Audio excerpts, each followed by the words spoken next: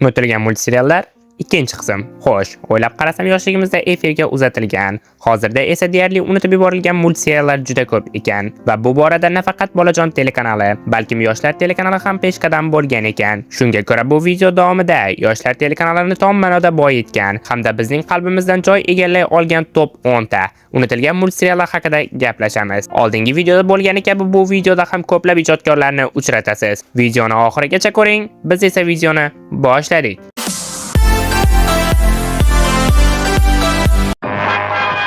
Phileas Fox, siz mening jiyanimga uylanmoqchimisiz? Ha, Lord Mace. Unda 80 kun ichida dunyoni aylanib chiqasiz. Buning iloji yo'q. Aylanib chiqamiz. 1000 funtga ma ulgurmaysiz. Kelishdik. 10-o'rin.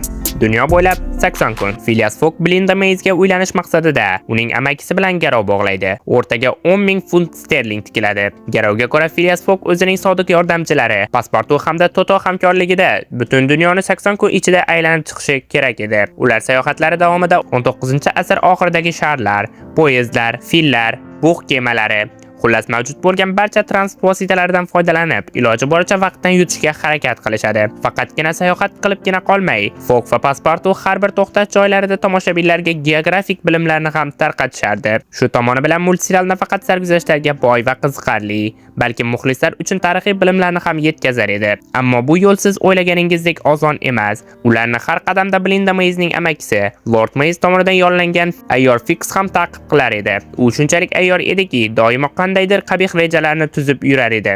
Rejangiz bormi, janob Fix?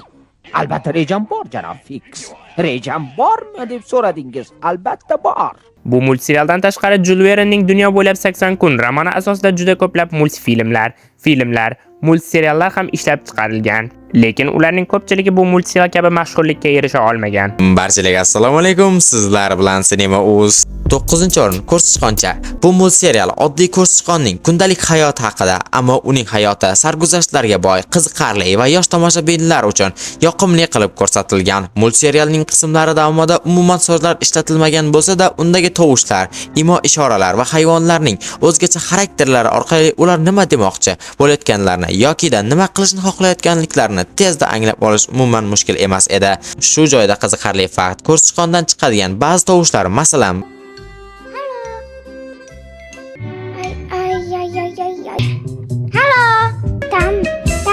kabi tovushlarni yozib olishda muallif o'z kichik qizlarining ovozidan foydalangan. Ko'rsichqon personaji mitti bo'lishiga qaramasdan mehribon, qiziquvchan va doim o'z do'stlari uchun yordamga tayyor qilib ko'rsatilgan. Uning do'stlariga keladigan bo'lsak, unoq bo'lgan sichqoncha, bahaybat, lekin biroz qo'rqoq quyon va doim uyquchi bo'lgan tipratikan.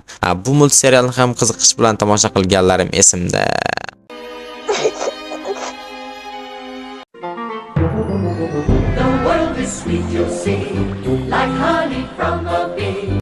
O'rin Winnie Pooh va do'stlari. Bu multserial Winnie Pooh va uning o'rmondagi yaqin do'stlari Puchukvoy, Yo'lbarsvoy va Quyonvoy va boshqalarning kundalik hayoti haqida hikoya qiladi. Har bir epizod oddiy voqealar asosida qurilgan bo'lsa-da, ularning ichida chuqur ma'no yashirilgan. Do'stlikni qadrlash, bir-birini tushunish, yordam berish va hayotning kichik quvonchlaridan bahramand bo'lish. Multserial introsida ko'rganingiz kabi bizga asosan Winnie Poohning sarguzashtlarini kitob ichidagi hikoya ko'rinishida taqdim etishadi. Shuning uchun ham siz qahramonlarni harflar ustida yurib o'tayotganini yoki qattiq shamol bo'lganda ba'zi harflar uchib ketishini ko'rishingiz mumkin. Ijodkorlar bu aslida kitob ichidagi asar ekanligini anglab yetishingiz va multserialni yanada samimiyroq qabul qilishingiz uchun atayin qilingan. Bo'lmasin, bu multserial o'zining tinch, iliq va samimiy muhiti bilan qolgan multseriallardan ajralib turadi. 7-o'rin Kung Fu Panda g'aroyib afsonalar. Bu multserialning voqealari Taylung o'limidan so'ng Tinchlik vodiysida haqiqiy tinchlik hukm surayotgan va hali Lord Sheng Xitoy ahliga xavf solishni boshlashidan oldin sodir bo'ladi. G'aroyib afsonalar multseriali bizga Tinchlik vodiysi haqida ko'proq ma'lumot berish uchun o'ylab topilgan va unda ham ko'plab shiddatli janglar, katta to'qnashuvlar va xavfli personajlar taqdim ettirilgan. Masalan, alohida qismga ega bo'lish darajasida kuchli bo'lgan Kipa personaji. U deyarli Tinchlik vodiysini yo'q qilish va pandamizni o'ldirishning uddasidan chiqa olgan deyishimiz mumkin. Yoki-da Taylungning jiyani bo'lgan Peng. U ham juda kuchli jangchi edi mening nazarimda. Xullas, men aytmoqchi bo'layotgan narsa shundaki, Kung Fu Panda g'aroyib afsonalar multseriali bizning yoshligimizda haqiqiy super wow effektini bera olgan multserial bo'lgan. Assalomu alaykum hammaga. Men Film News kanalidaman, siz Kinotime kanalidasiz. Qani unda boshladik. 6-o'rinda Qora O'rdak. Bu multserial oddiy hayot kechirayotgan, ammo yashirincha jinoyatchilarga qarshi kurashadigan qahramon Qora O'rdak haqida hikoya qiladi.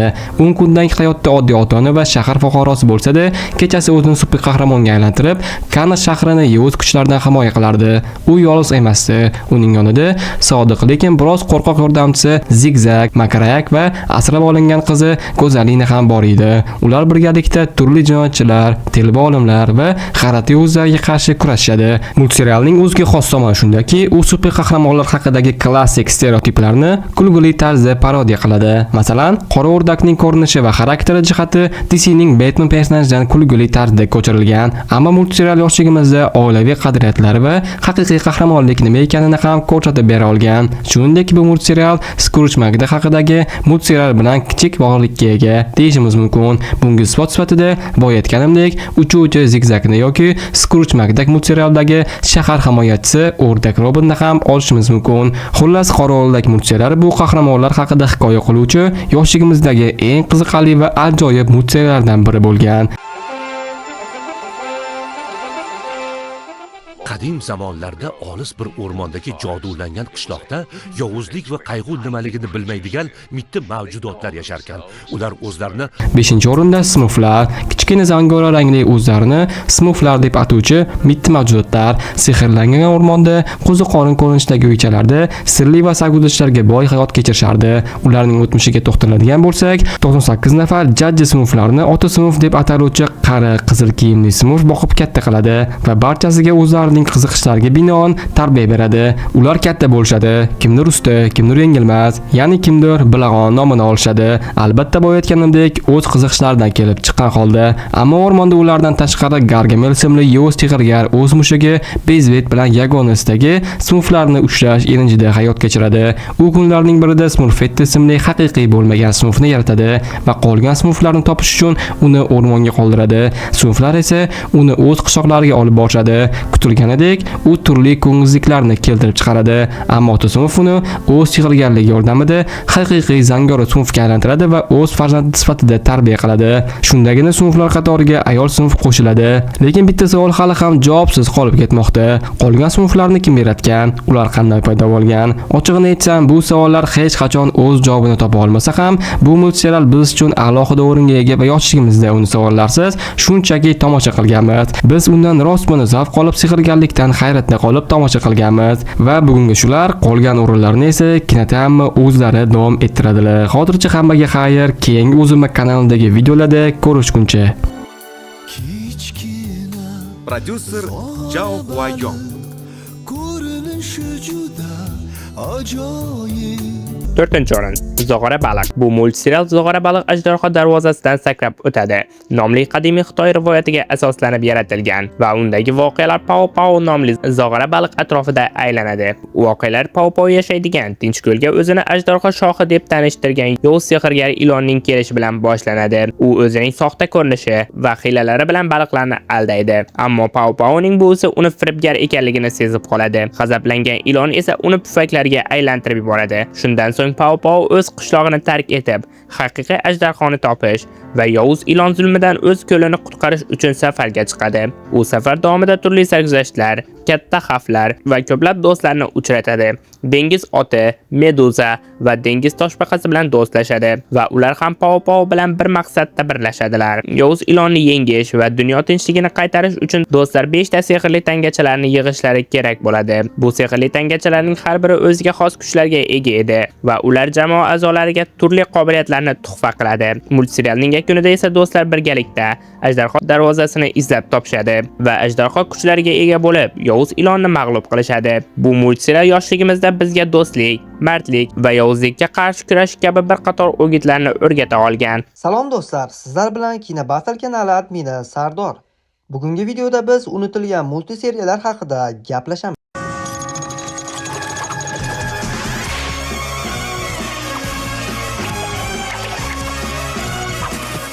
Madagaskar. 3-o'rin Madagaskar pingvinlari.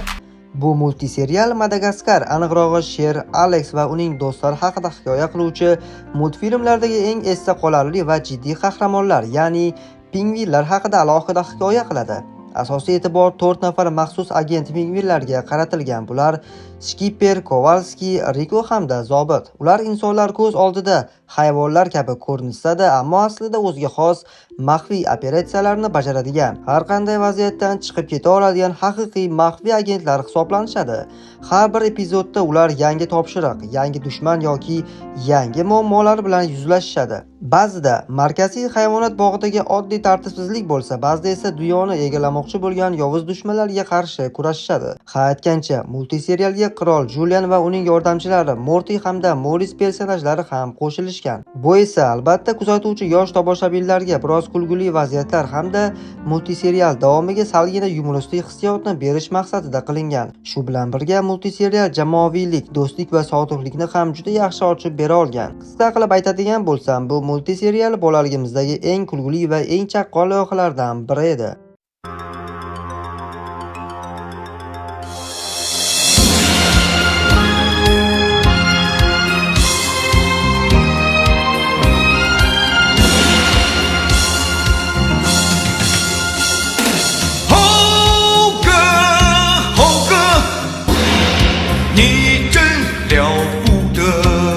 Ikkinchi o'rin G'arbga sayohat. Bu multiserial G'arbga sayohat nomli Xitoyning juda mashhur asari asosida yaratilgan bo'lib, unda Sun Ukon, Tang Zangsang va uning sodiq hamrohlari haqida hikoya qilinadi. Maymunlar qiroli Sun Ukon oddiy qahramonlardan emas edi. U dastlabki ustozi Puti Zushi tomonidan 72 xil o'zgarishni, bulutlar ustida parvoz qilishni va suv va shamollarni boshqarishni o'rganib olgandi. Bundan tashqari u o'zining Ryu Jingu Bang nomli quroli orqali juda mohirlik bilan harakatlana olardi. Ammo u o'zining dastlabki qilgan sho'xliklari, osmon ahliga qarshi chiqish kabi aqlsizliklari uchun G'arbga ketayotgan rohib Tang Zangga hamroh va shogird sifatida yo'llanadi. Aynan shu sayohat davomida u o'zini boshqarishni, sabrni va haqiqiy kuch nimada ekanini o'rganib oladi. Yo'l davomida ular yuzlab yovuz kuchlar, iblislar hamda sirli mavjudotlar bilan to'qnash kelishadi. Har bir jang shunchaki jang sifatida emas, balki juda qiziqarli va epik qilib tasvirlanadi. Life is like a hurricane here in Duckburg. Race cars, lasers, aeroplanes. It's a duck blur.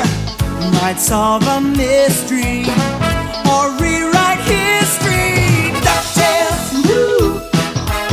Every day they're out there making DuckTales, woo! Tales of daring, do bad and good DuckTales.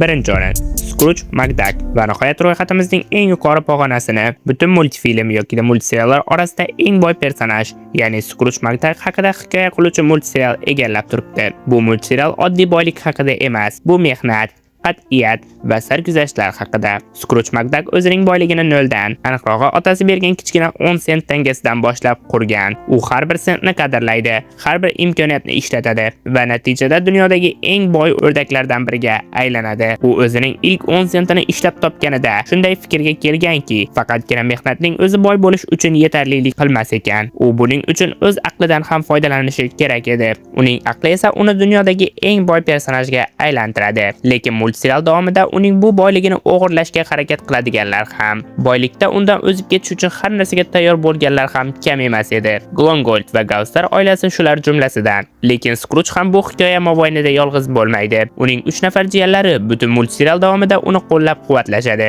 Ammo eng qiziq tomoni shunda ediki, bu multiserial davomida faqatgina Scrooge McDuck o'z boyliklari ichida suza olar edi. Qolganlar esa qanchalik urinishmasin, sira buning uddasidan chiqa olishmasdi. Bitta narsani aniq qilib ayta olamanki, yoshligida bu multiserialni kuzatgan har bir bola kelajakda shu personaj kabi boy bo'laman deb niyat qilgan. Mana, biz bir vaqtlar har bir qismini sog'inib kutgan. Agar hozir ham efirga uzatilsa jon deb ko'rgan bo'lardim deydigan. Hattoki ba'zilari maktabga ketishga qolishimizga sababchi bo'lgan. Umumiy 20 nafar multiserialni ko'rib chiqdik. Ha, rostdan ham ular haqiqiy shedevrlar edi. Agarda biror multiserialni esimizdan chiqargan bo'lsak, shunchaki izohlarda yozib qoldiring. Sizlarga kichik nostalgiya ruhini bera olgan bo'lsak, biz bundan xursandmiz. Kanallarimizga obuna bo'lib, videoga like bosib qo'yishni unutmang. Keyingi videoda ko'rishguncha, xayr, salomat bo'ling.